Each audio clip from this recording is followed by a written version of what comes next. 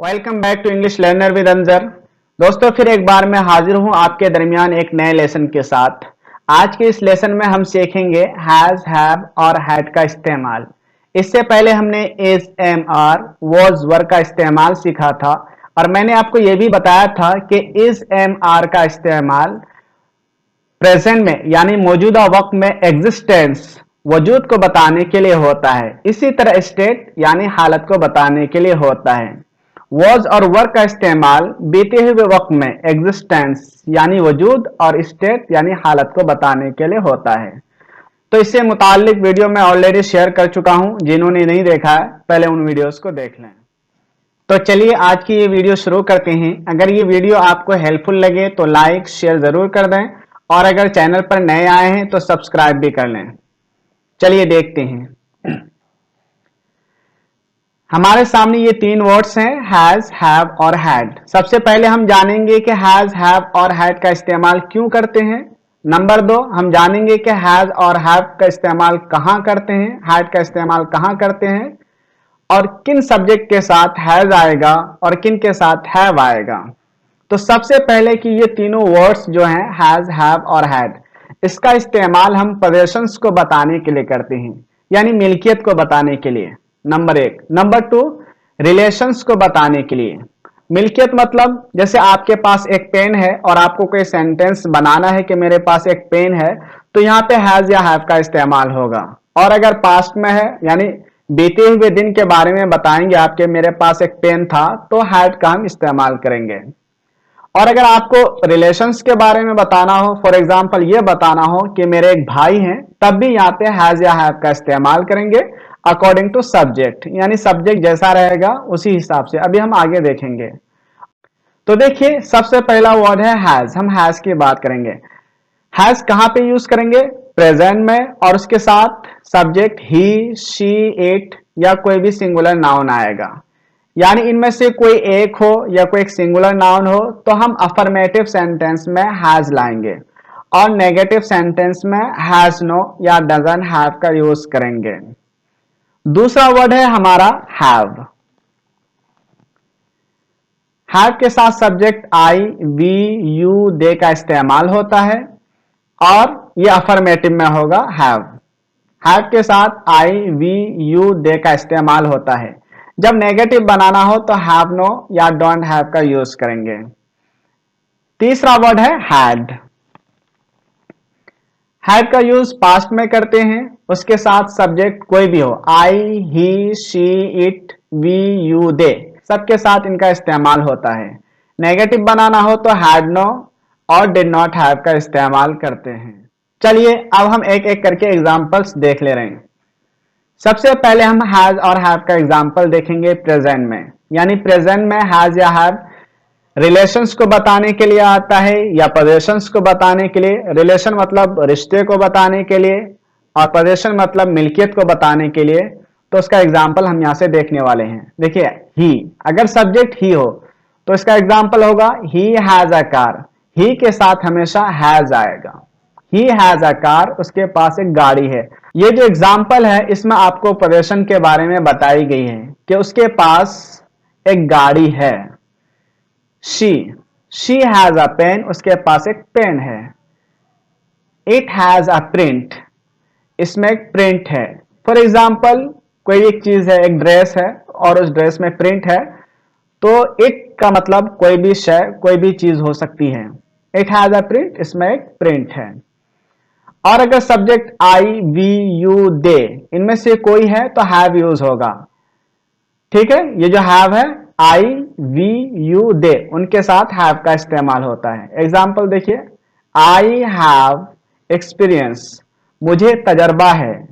ठीक है।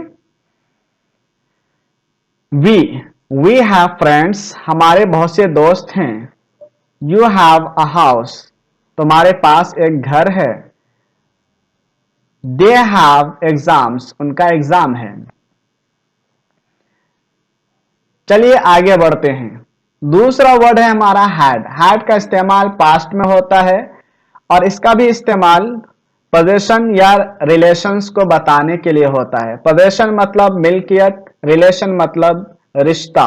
इन दोनों चीजों को बताने के लिए होता है, लेकिन बीते हुए वक्त में। चलिए एक एक करके देखते हैं एग्जाम्पल।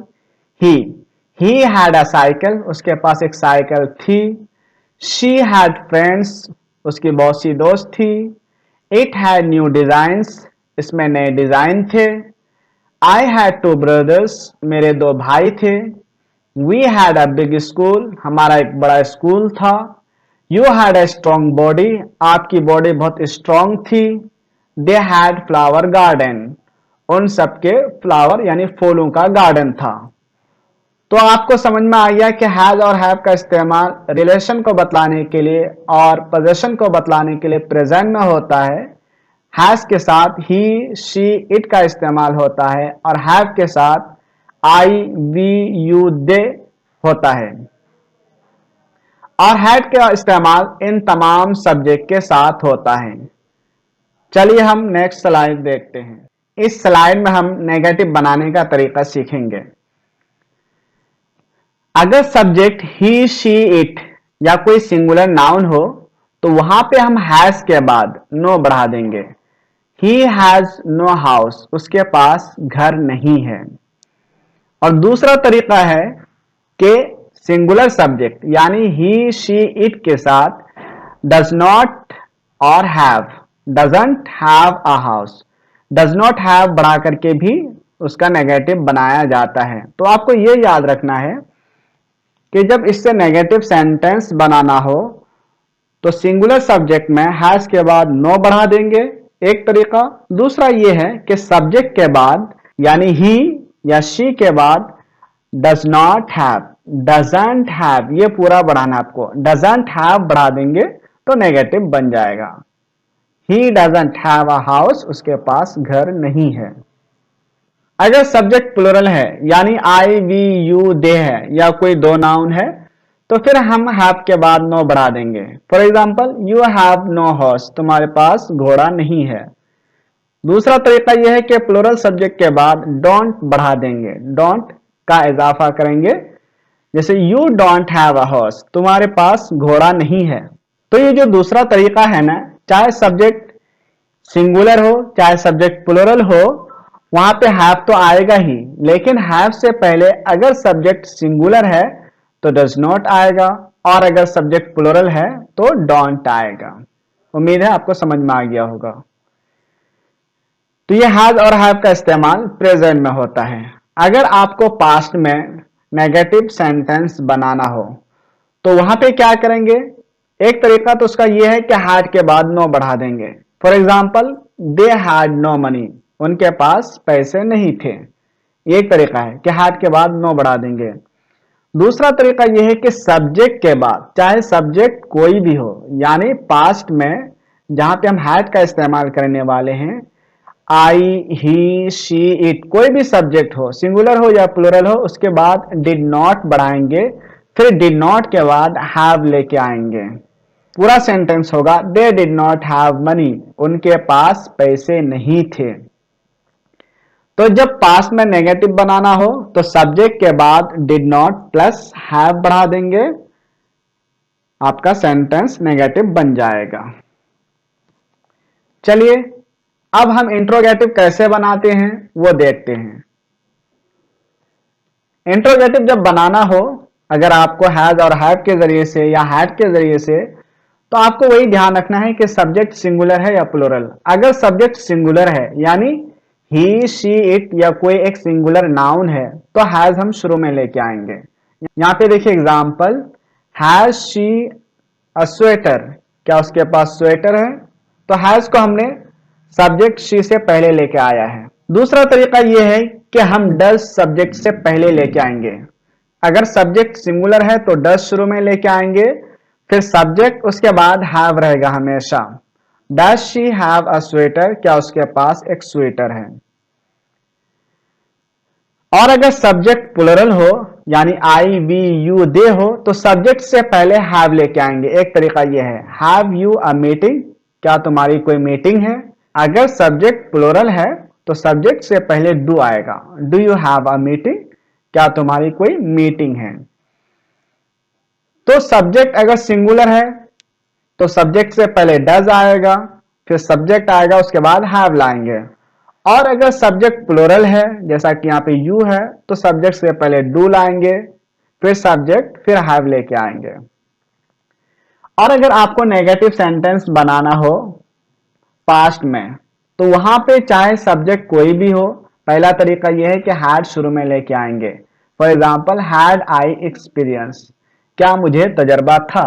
दूसरा तरीका यह है कि सब्जेक्ट से पहले डिड लेके आएंगे और फिर सब्जेक्ट आएगा, चाहे जो भी सब्जेक्ट हो, आई वी यू दे, उसके बाद हैव लेके आएंगे। डिड आई हैव एक्सपीरियंस, क्या मुझे तजर्बा था, तर्जमा यही करेंगे।